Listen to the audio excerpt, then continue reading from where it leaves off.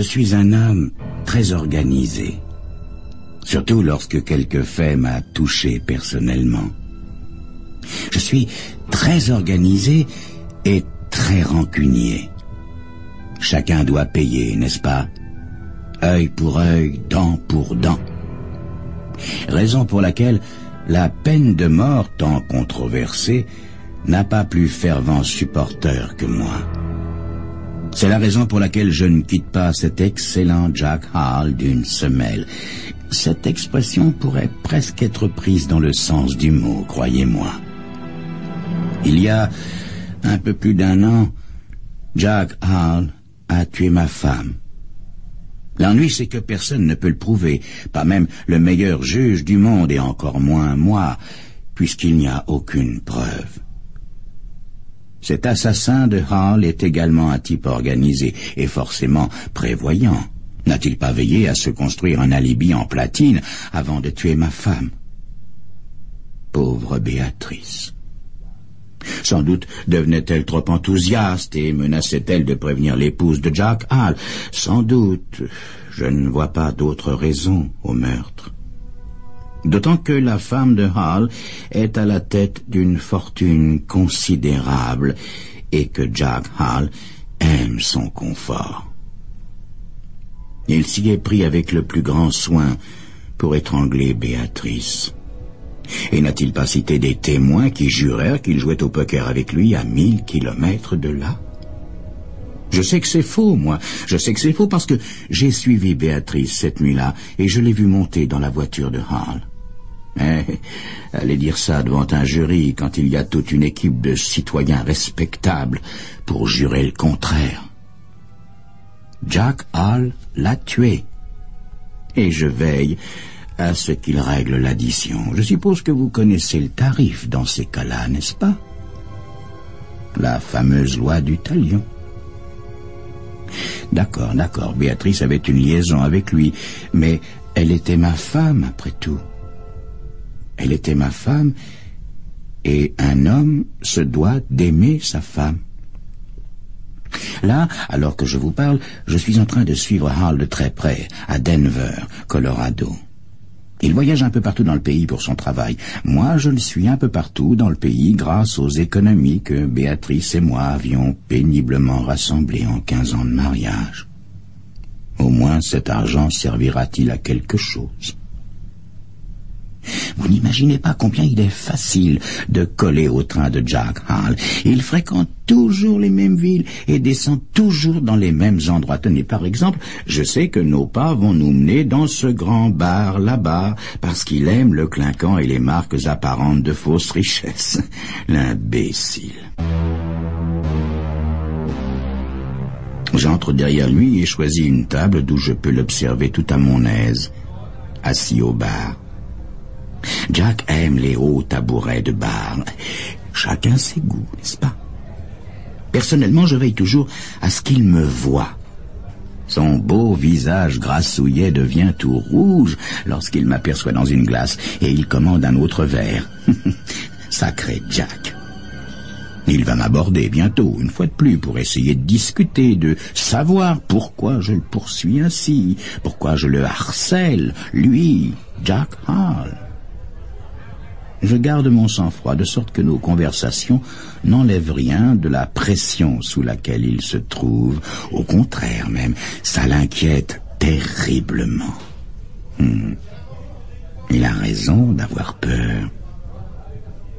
Et voilà, ça y est, je vous l'avais dit. Jack Hall quitte son tabouret et vient à ma table, verre en main.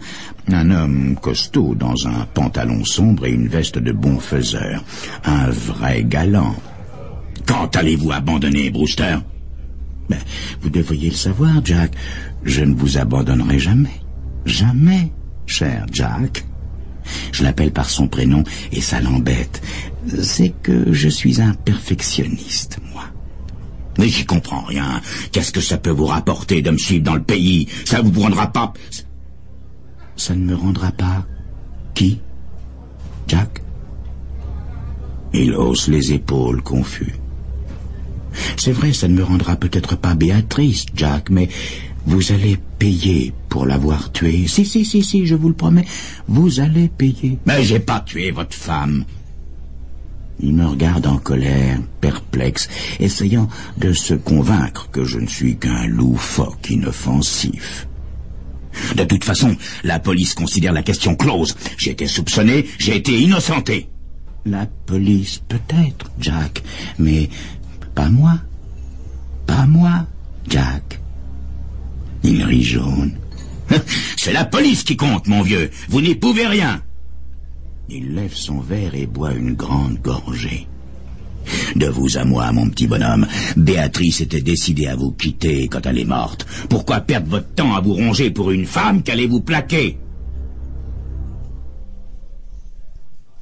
Vous ne comprendriez pas, Jack. Ouais, eh ben, ce que vous ne comprenez pas, c'est que l'affaire est classée, que j'en ai assez. Si vous ne faites que menacer, je vous ferai arrêter. Et si vous me tuez, vous passerez sur la chaise électrique. Je sais, Jack, je sais. À cause de la lettre, n'est-ce pas? En effet, Hal m'a informé qu'il a laissé une lettre chez son avocat, avec pour instruction de ne l'ouvrir qu'après sa mort.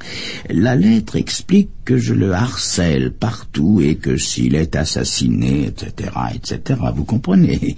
D'autre part, j'ai un bon mobile, n'est-ce pas, parce que ça n'est inscrit pour personne que je le crois meurtrier de Béatrice. Je bois mon cocktail à petite gorgée, et je lui souris.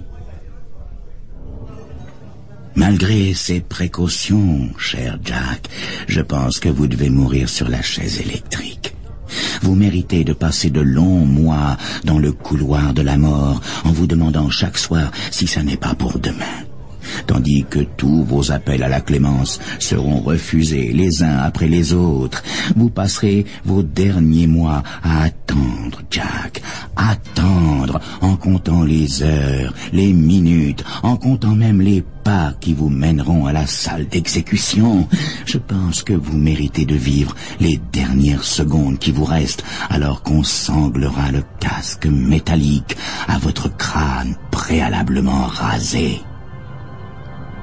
Il sue à grosses gouttes, et les articulations sont blanches sur sa main serrant le verre.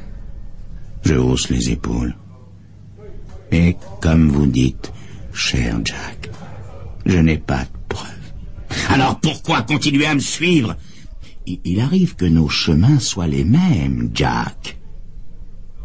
Il me foudroie du regard et sort.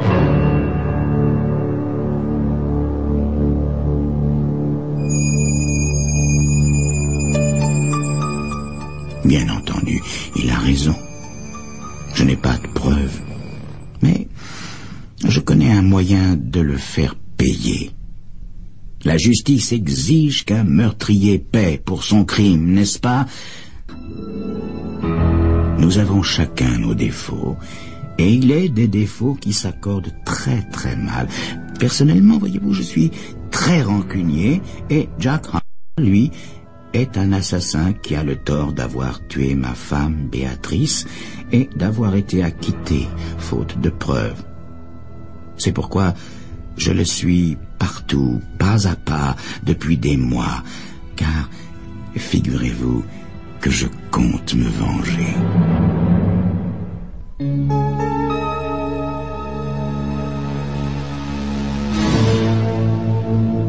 Je suis descendu au même hôtel que Jack Hall. Je le suis partout, afin de mieux avoir l'œil sur lui.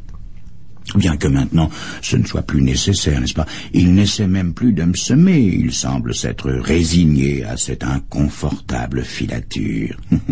Il sait que si je le perds, par exemple, ici à Denver, je le retrouverai à la prochaine étape. En effet, pour des raisons professionnelles, il est tenu de suivre le même itinéraire. Au pis-aller, je suppose que je pourrais très bien attendre près de chez lui qu'il revienne, et je recommencerai à le suivre, mais je n'ai jamais été réduit à cela. Alors que je suis Hall vers l'hôtel, je pense à la lettre qu'il a laissée chez son avocat, lettre à n'ouvrir qu'en cas de décès. Il croit qu'elle le protège, cette lettre. Et d'un certain point de vue, il n'a pas tort. Je souris en entrant à l'hôtel immédiatement après lui. De toute façon, je n'aurais pas le courage de le tuer. Et puis, je n'aimerais pas enfreindre la loi. Ces mois-ci, nous nous rendons à Saint-Louis, à Indianapolis et à Chicago, après quoi nous irons à Détroit. Ne serait-ce la haine profonde que je nourris à son endroit et les projets que j'ai pour lui, cette filature ne serait pas désagréable. C'est vrai, j'ai toujours aimé voyager, et du vivant de ma pauvre Béatrice, je n'en avais guère le loisir. Je connais si bien l'itinéraire de Jack que je n'aurais même pas besoin de l'attendre pour prendre l'avion vers la prochaine ville. Mais ce serait contraire à mes intentions. Je reste toujours près de lui, de préférence dans son champ visuel. J'attends patiemment qu'il abandonne la partie, et il n'est pas loin de le faire. Tenez, par exemple, à Indianapolis, il s'est approché de moi dans le bar de l'hôtel et a voulu me flanquer son poing à la figure. Ça m'a surpris. J'ignorais qu'il fût mûr à ce point. J'ai conseillé au barman d'appeler la police et ce cher Jack Hall s'est calmé. Il n'empêche que je continue à rester très près de lui. J'imagine par moments qu'il a l'impression de sentir mon souffle lui chatouiller la nuque. Ça me fait sourire. Je suis resté très très enfant. Tenez, aujourd'hui, nous avons presque déjeuné en vis-à-vis. Je me suis amusé à commander exactement le même menu que le sien. Et j'ai poussé la gaminerie jusqu'à prendre un cognac au pousse-café, comme lui. Alors que, je vous avoue que je préfère une eau-de-vie de fruits. C'est dire, hein? Tandis qu'il réglait ses différentes affaires, je l'attendais bien sagement sur un banc à une terrasse en lisant les informations. Est-il nécessaire de préciser que chaque fois qu'il quittait un rendez-vous, son regard tombait immanquablement sur moi? Ah, il faut reconnaître qu'il sait faire preuve d'un self-control certain, ce cher Jack. Mais jusqu'à quand? En rentrant à notre hôtel, je le suis jusqu'au bar. À peine est-il installé qu'il se lève et se rend aux cabines téléphoniques. Non pas de ces cabines hermétiquement closes, mais, vous savez, ces coquilles en plastique ouvertes à tous les vents. Aussi n'ai-je aucune difficulté à l'entendre demander une réservation pour dans l'avion de 19 heures. Mon cœur bondit dans ma poitrine, bien que je ne sois pas facilement ému. Miami n'est pas sur l'itinéraire sacro-saint de Hall. J'attends qu'il ait terminé, alors que la plupart des autres cabines sont vacantes, et téléphone à la compagnie pour retenir une place sur le même vol que le sien. C'est ce que je fais habituellement. J'aime m'asseoir devant lui dans l'avion. Oui, ainsi a-t-il tout le loisir de contempler mon crâne, n'est-ce pas? Nous savons l'un et l'autre qu'il est difficile de se fausser compagnie dans un avion. Arrivé à Miami, Hall loue une voiture sans chauffeur et se dirige vers un grand motel des faubourgs de la ville dans un endroit très retiré. Cette fois, je ne descends pas dans le même établissement que lui, non. Je prends une chambre dans le plus grand hôtel que je puisse trouver, avec un parc et une plage privée. Il y a un monde fou. Je choisis une chambre centrale avec fenêtre sur rue. C'est une petite chambre, mais bien meublée, tranquille et entourée d'activités. Elle est parfaite. Après avoir téléphoné à Jack Hall pour le tourmenter un brin et lui faire savoir où je suis, je me prépare à l'attendre.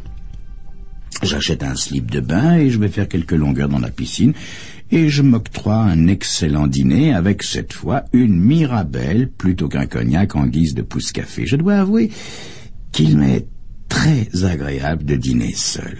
Enfin, sans Jack Hall dans mon champ de vision. Je m'attarde au bar le temps de quelques verres et repousse courtoisement, et à mon plus grand regret, je dois l'avouer, les avances sympathiques d'une jeune femme un peu ivre. Vers 11h30, je regagne ma chambre. Jack Hall arrive 1 heure plus tard. C'est plus ou moins ce que j'avais prévu. Il n'a pas de temps à perdre, semble-t-il. Lorsque j'ouvre la porte, il semble sur le point de la défoncer. Il est surpris que je lui souris et que je l'invite à entrer. « Que me vaut cet honneur, cher Jack ?»« Vous le saurez assez tôt !» dit-il en me bousculant presque pour entrer dans ma chambre. Il jette un regard général comme pour vérifier que tout est en ordre. Mais que cherche-t-il, le pauvre bougre? Les stores sont baissés, seules les appliques de chevet sont allumées et la radio diffuse une musique d'ambiance aussi insipide que celle qu'on entend dans les grandes surfaces. Vous aviez une insomnie et vous vouliez faire un brin de causette, cher Jack? Il me sourit comme le ferait un chat entrant dans une volière et sort un revolver d'une poche de son costume de bon faiseur. Je suppose que vous êtes venu me tuer, n'est-ce pas, cher Jack? Vous l'avez deviné, répond-il, les yeux coléreux malgré son sourire. Vous l'avez cherché, hein? J'ai beau avoir retourné le problème dans tous les sens, c'est le seul moyen de me débarrasser de votre détestable présence. Bien sûr, Jack, mais juste un petit détail auquel vous n'auriez peut-être pas songé. Ah oui, lequel? N'avez-vous pas peur d'être arrêté? Vous savez, il y a du monde ici, et on m'a vu partout à l'hôtel ce soir. D'autre part, j'imagine que vous vous êtes adressé à la réception pour connaître le numéro de ma chambre. Je suppose que vous avez eu l'intelligence de ne pas le faire muni d'un masque. Très drôle, mais je crains fort que tous ces arguments ne vous sauvent pas, mon cher, dit-il en continuant à sourire. J'ai voyagé ici sous un faux nom, et je ferai de même cette nuit pour partir. Personne ne saura que j'étais à Miami. D'ailleurs, même si je suis soupçonné, figurez-vous que je me suis acheté un alibi à Détroit. Moi qui vous parle, je joue en ce moment au poker avec quelques amis, là-bas, dans une chambre d'hôtel. Ah oui. N'étiez-vous pas déjà en train de jouer au poker quand vous avez tué ma femme, Béatrice, cher Jack? Ouais, effectivement. Le poker semble vous porter chance, Jack, dis-je avec une certaine pointe d'admiration. C'est très malin. Ouais, trop malin pour vous, mon petit vieux. Cette fois, vous vous êtes comporté comme un imbécile, comme une vraie poire, en prenant l'avion pour venir ici avec tant de rapidité que vous n'aviez même pas le temps de faire savoir où vous alliez et pour quelle raison. Quand on retrouvera votre cadavre, je serai à Détroit, et le plus beau. Le plus beau, Jack? Dis-je, véritablement intéressé. Le plus beau, c'est qu'autant que je sache, la police ne verra chez moi aucun mobile de vous tuer. Bien raisonné, Jack. Mais il reste une possibilité. Supposons que je vous ai entraîné ici pour vous supprimer. Malgré lui, le visage sanguin de Hall devient subitement pâle. Il se ressaisit vite. « Vous toucherez pas un seul de mes cheveux, mon petit vieux. Souvenez-vous de la lettre. » J'avale ma salive et je hoche la tête. « En effet, cher Jack, la lettre qui est chez votre avocat. »« Reculez-vous !» m'ordonne-t-il. Sa voix est plus forte et il s'enhardit, prêt à me tuer.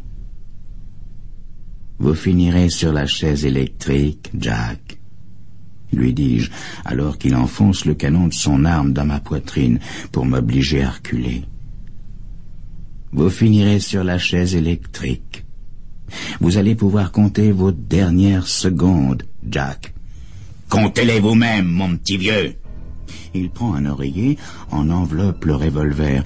Je n'entends pas le bruit, mais je sens les balles déchirer ma poitrine et je tombe en arrière sur le lit. Je suis certain qu'il se demande pourquoi je meurs avec le sourire. Je suis certain que ça va l'inquiéter. Il ne sait rien de l'appareil enregistreur que j'ai placé dans ma poche.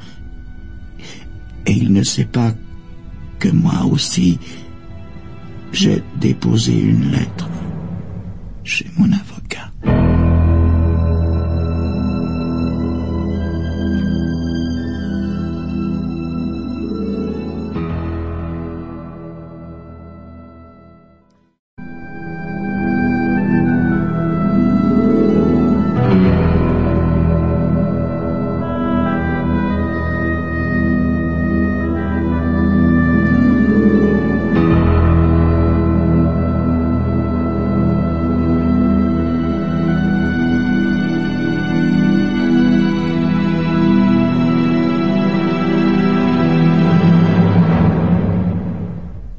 Herbert Guthrie a parqué sa voiture de façon à voir clairement l'entrée principale de la maison.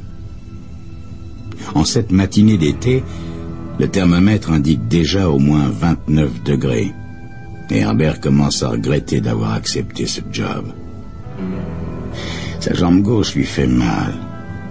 Cette jambe gauche qui a stoppé une balle de 45 6 mois plus tôt, quand il appartenait encore à la police.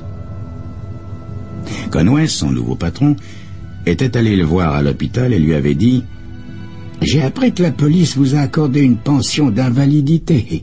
Vous avez 35 ans, Herbert, et toutes les qualifications nécessaires pour faire un bon détective. Venez travailler dans mon agence. » On ne devient pas flic. On l'est ou on ne l'est pas. Herbert Guthrie ne voyait pas ce qu'il pourrait faire d'autre. Aussi est-il allé trouver Conway à sa sortie d'hôpital. À ce souvenir, ses lèvres se pincent. Conway n'a certainement pas besoin d'un bon détective plein d'expérience pour un boulot comme celui-ci. Le client est un certain Harvey Jensen, vous connaissez? Avait demandé Conway. Plutôt, hein. C'est le chirurgien qui a sauvé ma jambe alors que tous les autres voulaient amputer. Je lui dois beaucoup, Conway. De quoi s'agit-il?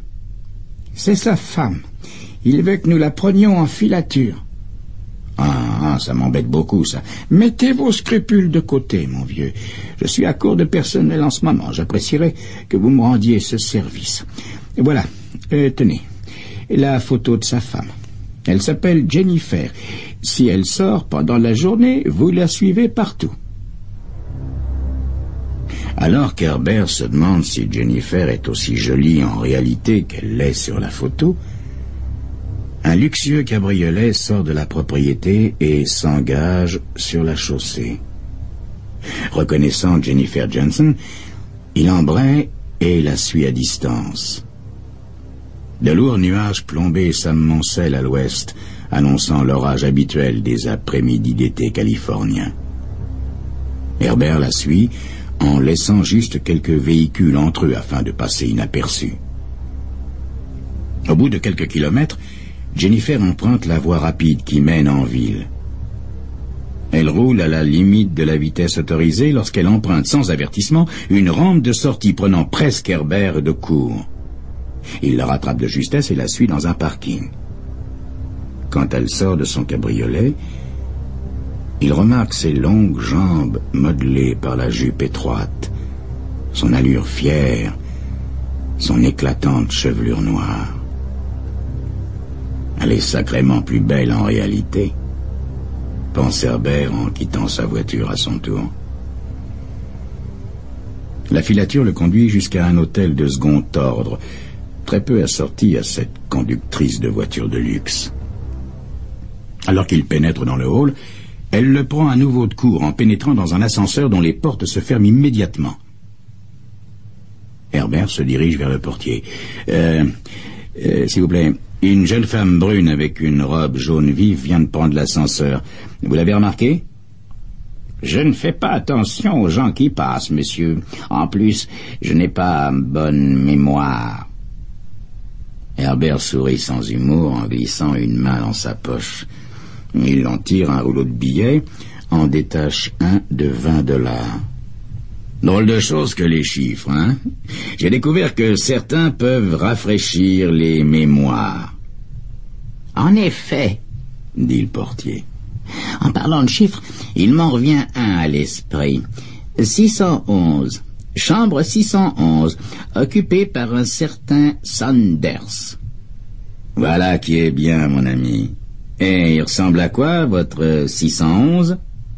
Oh, un beau 611 d'une trentaine d'années qu'on rencontre fréquemment à Hollywood, en compagnie de dames âgées et fortunées, si vous voyez ce que je veux dire. Ouais, je vois. Et elle le rencontre régulièrement, ce Saunders? Elle vient ici 2 ou 3 fois par semaine et reste environ 1 heure. Je vois. Merci, dit Herbert en allant s'asseoir dans un des fauteuils du hall d'où il peut surveiller l'ascenseur. Sa jambe gauche recommence à l'élancer. Il est d'une humeur massacrante. Il se demande comment une femme comme Jennifer Johnson, qui fréquente la meilleure société, peut se fourrer dans les pattes d'un gigolo de bas étage. D'autre part, ses élancements à sa jambe gauche lui rappellent le mari de Jennifer, ce chirurgien qui l'a sauvé d'un handicap profond et auquel il devra apprendre bientôt la douloureuse vérité sur le comportement de son épouse. Il se redresse soudain. Jennifer, le visage bouleversé, sort de l'ascenseur et quitte l'hôtel en courant. Une querelle d'amoureux? Contente-toi de la suivre, t'es payé pour ça, se dit-il. La façon de conduire de Jennifer est nettement moins souple qu'elle allait, à tel point qu'elle laisse maintenant dans son sillage un tumulte de coups de frein stridents, d'avertisseurs indignés et de malédictions. Herbert a toutes les peines du monde à ne pas la perdre de vue. Elle se ferait un chemin sur l'autoroute dans une zone de brume grise et sale sous un ciel d'encre. C'est alors que l'orage éclate. Des rafales de pluie balayées en tous sens par des tornades donnent à Herbert la sensation de conduire à travers un rideau ondulant. Automatiquement, la circulation ralentit, la visibilité étant à peu près nulle. Il manque de perdre Jennifer qui continue à son train d'enfer sur la voie de dépassement, son cabriolet fendant l'eau tel un hors-bord. Herbert secoue la tête. Cette façon de conduire cherche l'accident. Accident qui se produit sans tarder. Pour éviter une voiture qui lui a coupé la route, un 30 tonnes freine brutalement, dérape entre les pistes, empêchant Jennifer de passer. Herbert doit lutter ferme pour conserver le contrôle de sa propre voiture et quitte le cabriolet des yeux.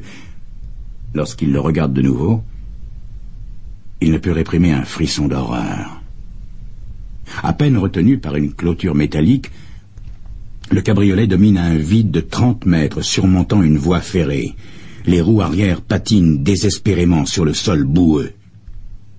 À la moindre secousse, c'est la catastrophe. Herbert court en boitillant jusqu'au camion, en travers de la chaussée, ouvre la portière et indique le cabriolet au chauffeur. « J'ai une chaîne dans mon coffre, il faut agir, vite !»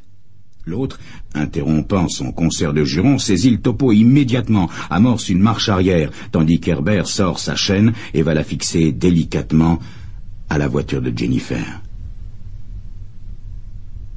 Quelques très longues minutes plus tard, Herbert ouvre la portière du cabriolet.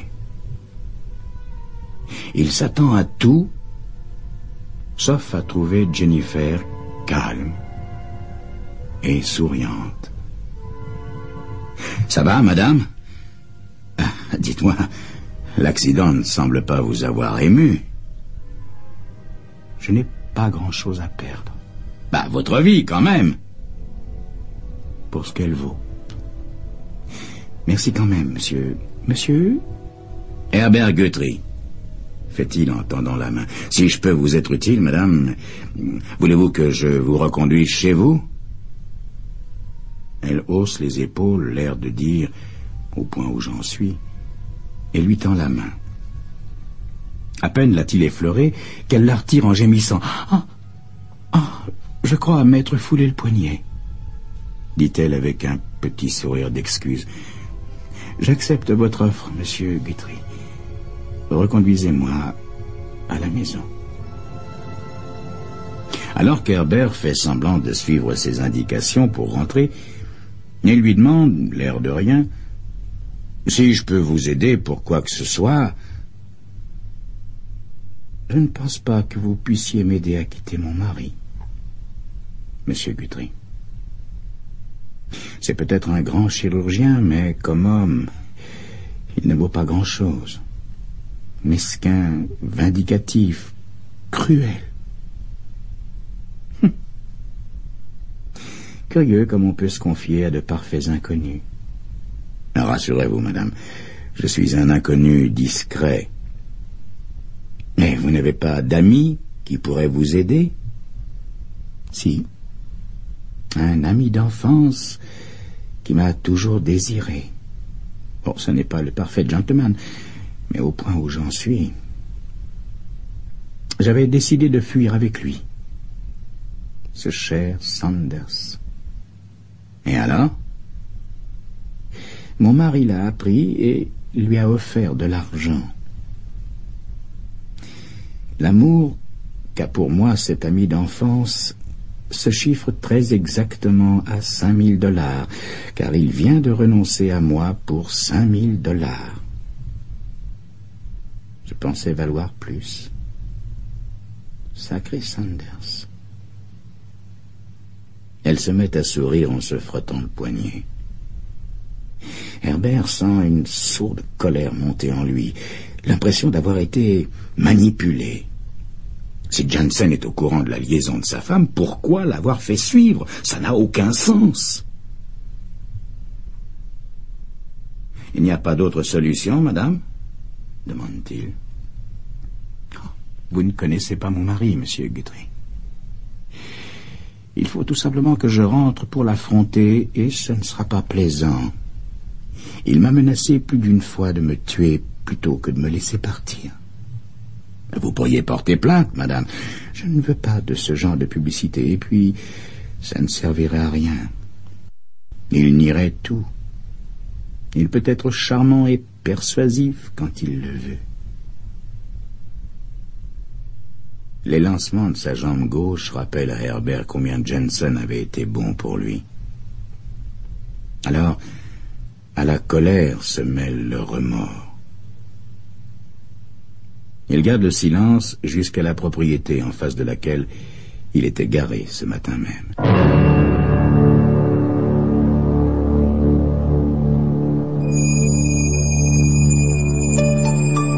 Pourquoi le docteur Jensen fait-il suivre sa femme alors qu'il est au courant d'une situation qui lui a déjà coûté $5 000? Le docteur Jensen cacherait-il un docteur Jekyll? Herbert Guthrie, un ancien flic recyclé dans le privé, doit beaucoup au docteur Jensen. N'a-t-il pas sauvé sa jambe alors que tous voulaient l'amputer? Le problème est qu'Herbert est chargé par le patron de son agence de suivre Jennifer, la femme de Jensen, dans ses rendez-vous galants.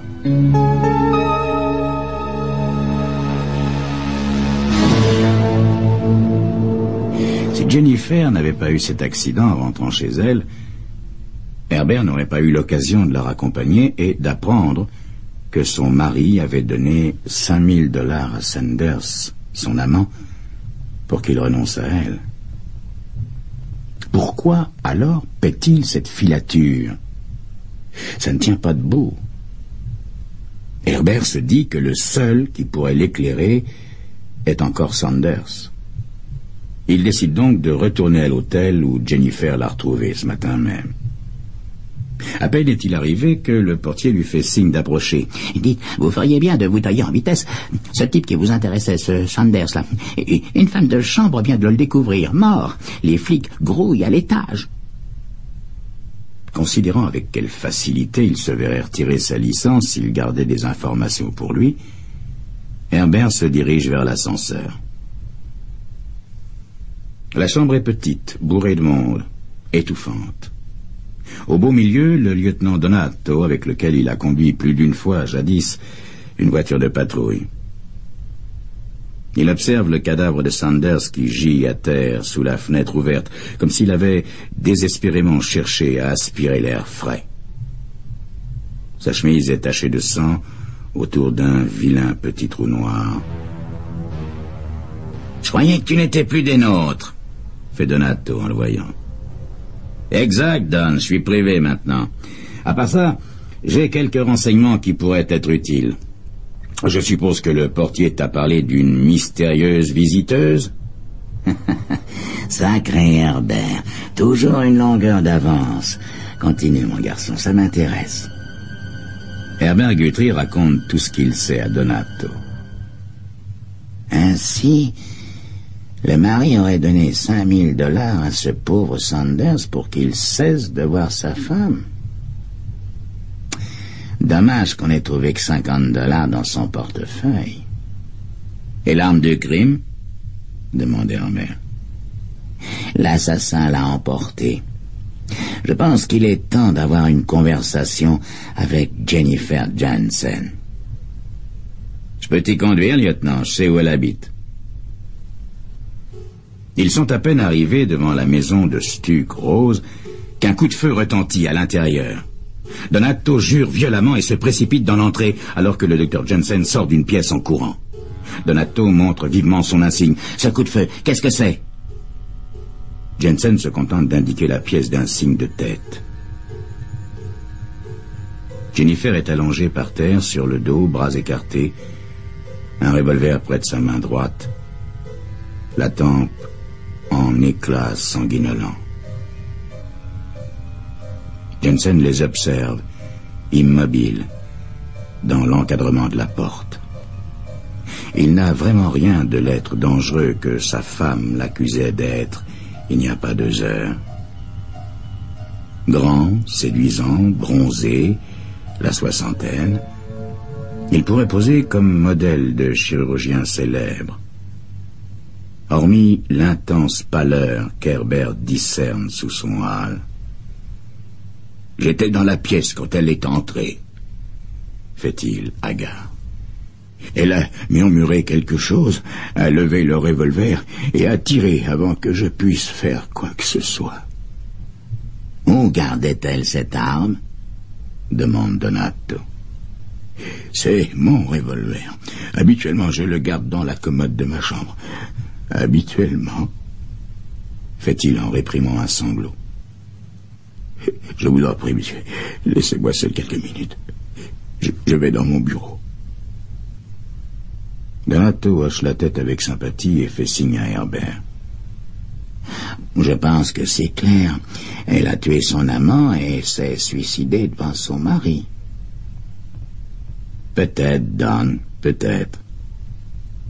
Elle ne te semble pas évident, Herbert? La seule chose qui me semble évidente, Don, c'est que ma jambe me fait souffrir. Je vais la reposer sur un des transats près de la piscine. Si t'as besoin de moi, tu sais où me trouver. Il sort par les vitres coulissantes et s'installe dans un des fauteuils près de l'eau bleue. Des morceaux du puzzle prennent place dans son esprit, formant une image qu'il a peine à accepter. Jansen a voulu faire prendre sa femme en filature, tout en sachant qu'elle allait voir Sanders, parce qu'il désirait un témoin, pense-t-il avec amertume. Il se souvient des longues conversations avec lui à l'hôpital. Il se voit en train de lui expliquer qu'une des armes les plus importantes de l'accusation, quel que soit le crime, est le témoin. Faut-il révéler cela à Donato, se demande-t-il. Je dois tellement à Jansen. Je lui dois une infinie reconnaissance pour son diagnostic sûr, sa décision obstinée de sauver ma jambe, sa persévérance, son habileté qui font que, sous peu, je marcherai comme tout le monde. Toutefois, Jennifer Jansen est morte. Morte.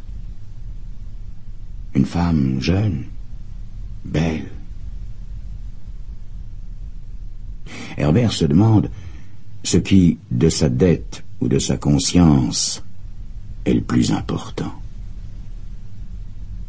Mais, comme on dit, flic un jour, flic toujours. Il se lève et retourne sur le lieu du crime. Les photographes s'affairent autour de Jennifer et il fait signe à Donato. Il faut que nous parlions à Jansen. Est-ce nécessaire tout de suite, Herbert? Oui, en tout cas avant qu'on enlève le corps. Herbert et Donato entrent dans le bureau. Jansen semble enfin s'étonner de la présence de Guthrie. Herbert, vous étiez là tout à l'heure, n'est-ce pas? Excusez-moi, j'étais tellement choqué. Alors, ils vous ont gardé dans la police. Comment va votre jambe? Elle marche, docteur. fait Herbert en regrettant que le docteur ait abordé le sujet. Quant à la police, non, je n'y suis plus. Je travaille pour l'agence Conway, vous savez, celle que vous avez chargée de faire suivre à votre femme. Ah, et c'est vous qui... Effectivement, docteur, c'est moi qu'on a chargé de cette mission. Hélas. Oui, ils auraient pu prendre quelqu'un d'autre. C'est ce que je leur ai dit, docteur. Ce matin même. Malheureusement, le reste du personnel était pris. J'ai été obligé d'accepter la mission. Croyez bien que je le regrette amèrement. Ce n'est pas votre faute, Herbert, si elle s'est suicidée. Elle ne s'est pas suicidée, docteur Jensen. Que voulez-vous dire? Une lueur menaçante traverse le regard du bon docteur Jensen. Votre épouse était droitière, n'est-ce pas, docteur? Oui. Pourquoi? Un peu de patience, j'y arrive.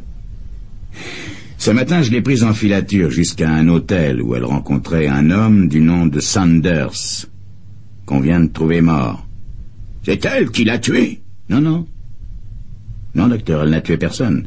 Pas plus Sanders qu'elle-même. Vous ignorez sans doute qu'en rentrant chez vous, votre femme a eu un accident de la route. Jensen pâlit et le fixe d'un regard qu'Herbert a rencontré souvent dans sa carrière. Docteur, si vous preniez la peine d'examiner son poignet droit, vous constateriez très vite qu'il est foulé, bien trop foulé pour qu'elle ait pu porter l'arme à sa tempe. « Salaud! Après tout ce que j'ai fait pour vous !» crie Jensen en bondissant vers Herbert. Les policiers le maîtrisent immédiatement, heureusement. Heureusement, car il aurait été très capable d'un coup de pied de briser tout ce bon travail grâce auquel Herbert, sous peu, marchera comme vous et moi.